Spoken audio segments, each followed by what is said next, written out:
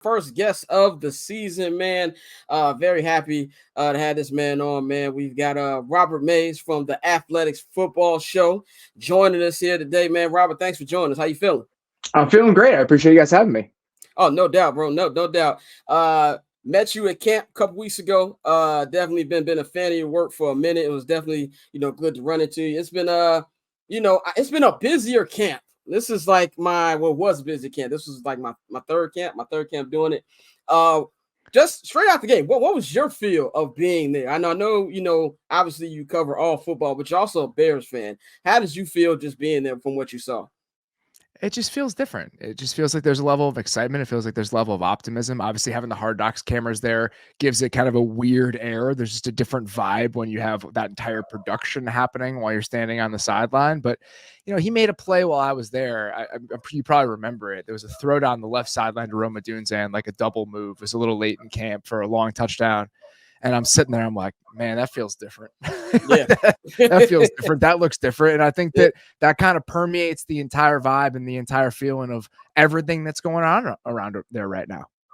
Definitely. I think just in general, like you said, everything has just felt different. You know what I'm saying? Like from the beginning of seeing him in just rookie camp to where it's right now, like I guess the improvement has kind of been crazy, man. First of all, y'all can follow Robert Mays at Robert Mays on all social media platforms. Get in tune with this podcast, the Athletics Football Show. If you want good football breakdowns, good content, that's where you need to go. Let's start off with Caleb Williams. What makes you, I guess, confident about this time it could be different from what you've seen of Caleb, not just from college, but what we've just seen the small time in camp and preseason? The last few years, if you look at the best quarterbacks in the NFL, the guys who've really separated themselves, I think one of the traits they all possess is that there's a level of creativity to the way that they play the position. And that means outside of the pocket, but that also means inside the pocket. Like, how can you access and make plays that maybe aren't available to you within the typical structure of what's happening? And last night to me is a perfect example. Like when you watch Lamar and Mahomes last night, it's the sack avoidance in the pocket. It's the feel for how to maneuver in the pocket and get out of trouble and stay alive as a passer and make plays late in the down. I think all of the elite quarterbacks in the NFL possess some element of that. Mahomes, Josh Allen, Lamar, Matthew Stafford is like that. Jordan Love showed an ability to do that. I think that CJ Stroud has some of that to him. And even though, and I hate mentioning Justin Fields' name as part of these discussions because this isn't about Justin Fields, but I think the difference when you're talking about guys who have a lot of physical talent is that Justin Fields, even if he was an explosive player, was very rarely a creative player. He was a little bit robotic in the pocket. He didn't have a real sense of how to navigate that space. When you look at what Caleb was in college, and then you look at even what he's done in the preseason, that creativity just oozes out of him. It feels the same way it does when you're watching the best quarterbacks in the NFL. It's a creativity for that space and a feel for how that space operates, especially when it starts to get condensed. And I think that because he has those traits, that's what makes this feel just a little bit different. Yeah, and I think also, with rookie quarterbacks, there's always the up and downs and things like that. Outside of, the good things we see about Caleb, what's something that you think will probably be the toughest for him to transition into the NFL, especially against a team like, Tennessee? I think it's more just about taking what's there when it's there. How often are you playing on time? How comfortable are you playing on time? How quickly do you get into creation mode, maybe when you don't need to get into creation mode? And this is something that's been a problem for even some of the elite quarterbacks in the NFL. I think Josh Allen is a phenomenal football player. But early in his career, there were times where Josh could get into frantic Josh mode a little bit faster than he needed to, where he'd be turning things down on schedule within the structure of plays because he's trying to make a superhuman play. And I think that just trying to tamp that version of Caleb down as much as possible, be like, listen, man, you can't go broke taking a profit. If that 5-yard completion is there, take that 5-yard completion and we'll hunt out the explosive later in the drive. He has such a strong playmaking gene in him. I think trying to harness that and hone that as much as possible is going to be a process early in his career. Definitely. I definitely agree with that as well. And I think the thing that's real unique about this, and I said this on the show a couple weeks ago, we've never seen not just a rookie quarterback, very few rookies in sports. I think this is the best situation that any rookie has come through since Magic Johnson in the 79-80 Lakers. Like, he came in with Kareem and just how loaded that roster was. Like, this to me is the best situation. So maybe even his falls won't be as rough as any other rookie quarterback, and I think that's something that serve him well. Let's talk about like the rest of the team. I mean, we're all big Caleb quarterbacks remove, but the rest of the team, defense is coming off a good year they had last year, really finishing strong. Another year, full year with Montez Sweat. And Gervon Dexter's a new year for him. Kyler Gordon's finally healthy. We know the good things they can do. What's the concern that you have for the defense coming into the season, or the offense, just the team in general? I think it's the number one concern about the roster in general is just how are they going to get pressure with 4? Because even after trading for Montez Sweat last year, you look at some of the pressure numbers. I mean, they were down near the bottom of the league. I think they were even like 23rd or 24th in the NFL in pressure rate with 4 pass rushers after the Montez Sweat trade. And you look at the rest of that line, and DeMarcus Walker is really a 3 in an ideal situation. The tackles, you mentioned Gervon Dexter. If he can take a big step forward, it goes a long way in solving that problem. But obviously, he's still a young player, even though Austin Booker's shown flashes. He's a 4th-round rookie going into his first season. So I just think that top to bottom, that defensive front as a pass rushing unit doesn't have the sort of juice that elite defenses in the NFL typically do. And there's a chance that they can make up for it with the coverage skills that they have on the back end. There's an argument to be made that if you include the linebackers, it's the best coverage back 7 in the entire NFL. But if you're going to be a team that doesn't blitz a lot, you need to make sure you're affecting the quarterback with 4. And right. I still have some concerns about the group they have on the roster and their ability to do that consistently. Especially too, I think that it's very thin, like that in the offensive line. I think I'm more nervous about the offensive line and defensive line. I think they're one injury away or for being screwed. Like we still got to see Tevin Jenkins stay healthy. I'm not a big Braxton Jones guy, but the defense, the injury report came out today. Got a little trouble right there. Flus expecting said Ted should play on Sunday, but it's question marks about New Bear, Daryl Taylor, and then you also got DeMarcus Walker. So those are the things as well that's a little shaky to me. But talk about Matt Eberflus. There's a lot of pressure on Eberflus. I think Hard Knocks, and not only Hard Knocks, but Flus's makeover has done a great job of, I think, taking people a little bit more seriously. When he first came to the team, he was more timid with the media. We asked him questions. He wasn't as open with us. And I feel like this year, coming into it, he's just way more confident. Moving to somebody that I feel has job security. There's a lot of Bears fans out there think if this falls down and he's out of here, I'm not one of them. What are you expecting from Matt Eberflus and kind of, even though it's year 3, kind of like a restart for him with an actual roster he can do something with? The first thing I do, I'm going to admit something embarrassing. I'm like 30% more confident in him with the new look. I don't want to admit that, but like the first time I saw him, I've told the story a bunch of times, but I was at the owners meeting, which we're down in Orlando this year. And I'm sitting in the lobby of, I think it's at the Four Seasons or something. And he walks by me and he's wearing this like really nice blue sweater polo and these white chinos and like a leather backpack. And I was like, is that Matt Eberflus? I didn't even recognize him. And he really does feel like he has a different air about him. And I talked to Matt several times over the years when he was a coordinator, when I was working on certain stuff about just defenses around the NFL. And I always found him to be a very smart, thoughtful coach. There was never you know what, I'm going to do this because this is what I do. It was always, how can I shape what I'm doing on defense to best serve my players and best attack the quarterbacks that I'm playing against? So it wasn't a surprise at all to see that defense take a huge step forward when he took over the day-to-day operation of it last year. But now I think that he kept that job because of the improvements we saw on that side of the ball. Like there's no way around that. And I think that the amount they improved on that side of the ball, he deserved to keep the job. But being a head coach is more than about taking care of your side of the ball. It's about having a cohesive operation that extends throughout the entire building. And what happens with Shane Waldron and what happens with Caleb Williams are ultimately going to determine what Matt Eberflus's future looks like in Chicago. I'm with you. I don't think he's going to get fired after the year because I think the organization is going to do everything in their power to avoid the dysfunction that would come with moving on from him. But I do think that as soon as you draft a guy like Caleb Williams, the hourglass turns over. There's a lot of sand in it, but it is going now. He is on a timeline, even if it's not borrowed time. Yep. And there's a lot of people's jobs are on the line here. I think we'd be remiss to talk about this new roster without talking about Ryan Poles. Ryan Poles came in almost 3 years ago now. kind of like not known that much unless you were somebody who really knew what was going on in the Kansas City organization. Everything he's done, especially this offseason, has been like incredible. Just seeing this roster from where it was at 2 years ago to where it's at right now has been amazing. And outside him being a great general manager, which I can actually say that now, I'm very confident saying he's a great general manager, is he's a real nice guy. I think we saw that in the Hard Knock scene where he got emotional. We had to cut Adrian Colbert and just saying like, oh, I was on the other side of that as well when I got cut by the Bears. We talk about changes with Matt Eberflus. Just talk about the change in culture that the Bears has had. I think just from somebody who I've been covering, it's completely different.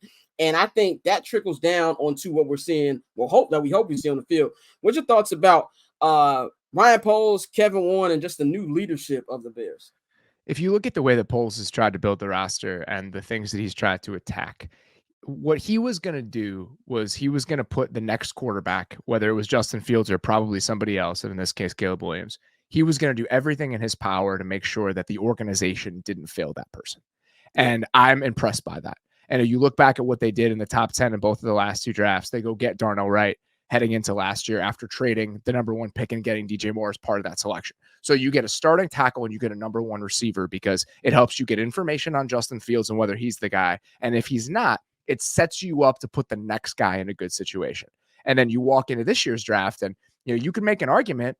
Their biggest hole on the roster was edge rusher, and Dallas Turner, Latu, those guys were still available. And Ryan Poles, even after trading for Keenan Allen, was like, nah, we are going to do everything we can to make sure that this quarterback is going to walk into a situation where he has every opportunity to succeed.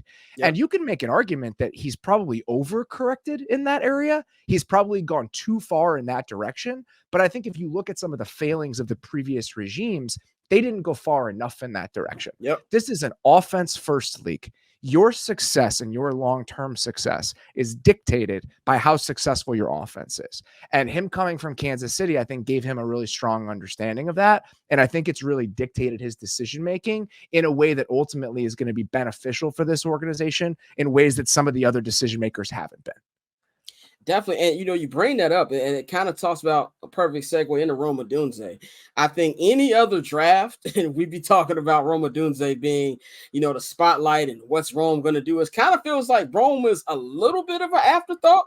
I remember listening to, the draft and think, oh, typical Bears draft here. If they take a defender, that's typical Bears. If they take an offensive guy, that tells me everything they need to know about the new regime, and they go get Rome Odunze.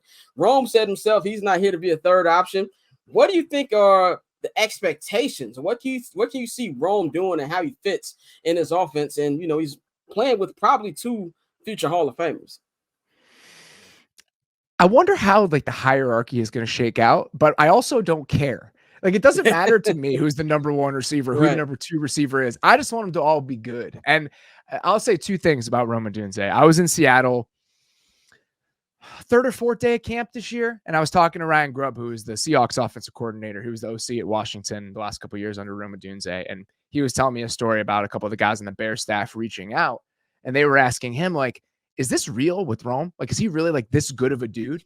And Grubb was like, oh yeah, I would adopt that kid if I were given the opportunity. That's the type of guy we're talking about. And hearing that was really encouraging. And then I think back to conversations I've had with Sean McVay about this, but also just the way that you saw this manifest in the Rams offense last year. They go get a guy like Puka Nacua, and Puka's obviously a good talent and he had monster numbers as a receiver. But I think you felt a transformation in what the Rams offense was last year because the attitude that Puka brought to the table. There's a physicality, there's a willingness to block, and it almost felt transformative. The Rams offense felt like a different unit with him than without him because of the personality that you're dropping into it. That's how I feel about Rome Odunze. If you're not going to have practice time to create tough football teams, you need to go out and get tough dudes. Yeah. And Odunze is just the type of guy that he can be a bedrock player in your organization that goes beyond just being a flashy receiver. And that's part of why I was so bullish on the pick and feel so good about it, because you ask anybody in the league and anybody that's come across this guy, and he has nothing but 10 out of 10s in every single category. Yeah, we even saw that a little bit in the Giants Hard Knocks this offseason with Joe Schoen, and he was really he was kind of torn between him and Malik Neighbors, like which way is he gonna go?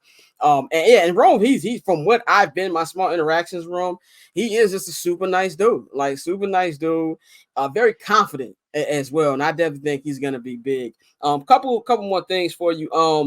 Let's get into this actual season. So Bears in a tough division. I don't know if it's the toughest division. I think at worst it's top 2 toughest division in the league. You got a team in the Detroit Lions who were, if Dan Campbell didn't pretend like he was playing Madden in the second half, they probably go on to Vegas. You know, you got Green Bay, who a lot of people are high on it.